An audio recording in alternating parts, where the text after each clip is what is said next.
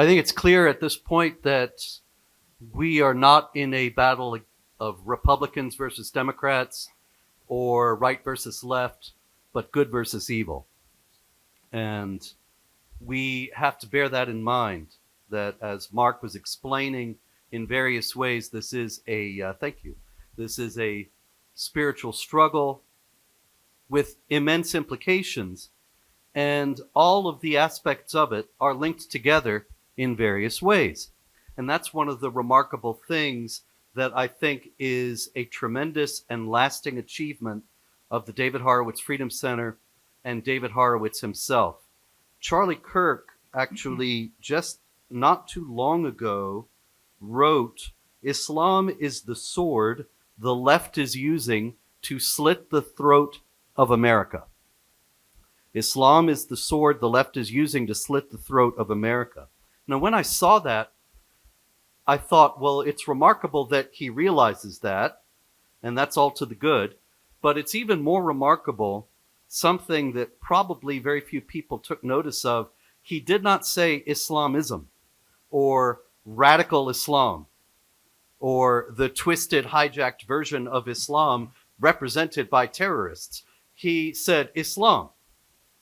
Now, the fact is that that is the case. Like it or not, believe it or not, Islam as an ideology and a political system is aggressive, supremacist, violent, and expansionist, and has been moving against the West and at war with the West for 14 centuries. It has not changed, it has not reformed, and it is not going to. And you may think that the moderate Muslims or so-called Muslim reformers in the West that we see featured so prominently on so many broadcasts of so many people, both right and left, who are so eager to believe this, you may think they'll carry the day and reform the rest of them, when actually none of them have any significant followings, and all of them go against the traditional teachings of Islam. It's as if I were to be up here and say to you, well, I'm a Christian, but I believe in the goddess Isis and worship her at every opportunity. You would say, well, you're a very funny kind of Christian.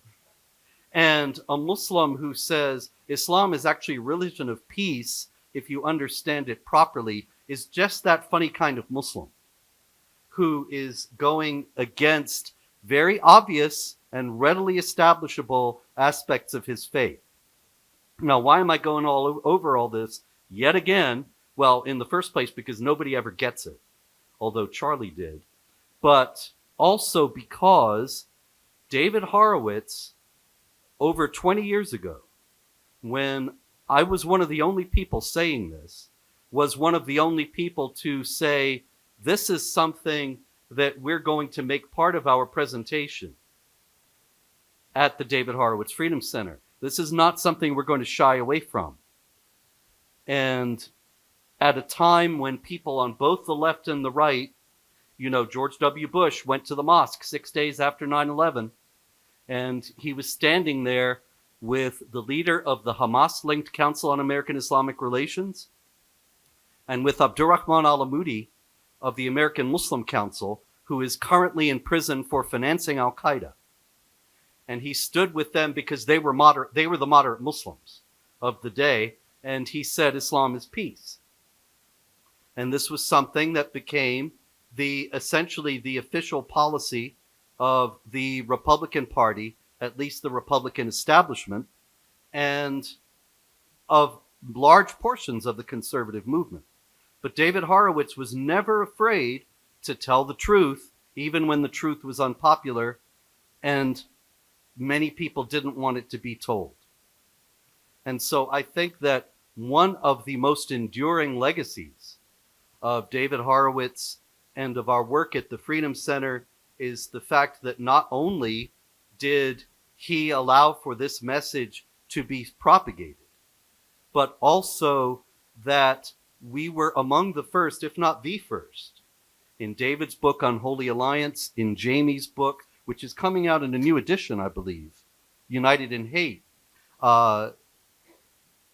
delineating the alliance between the left and the forces of Islamic Jihad.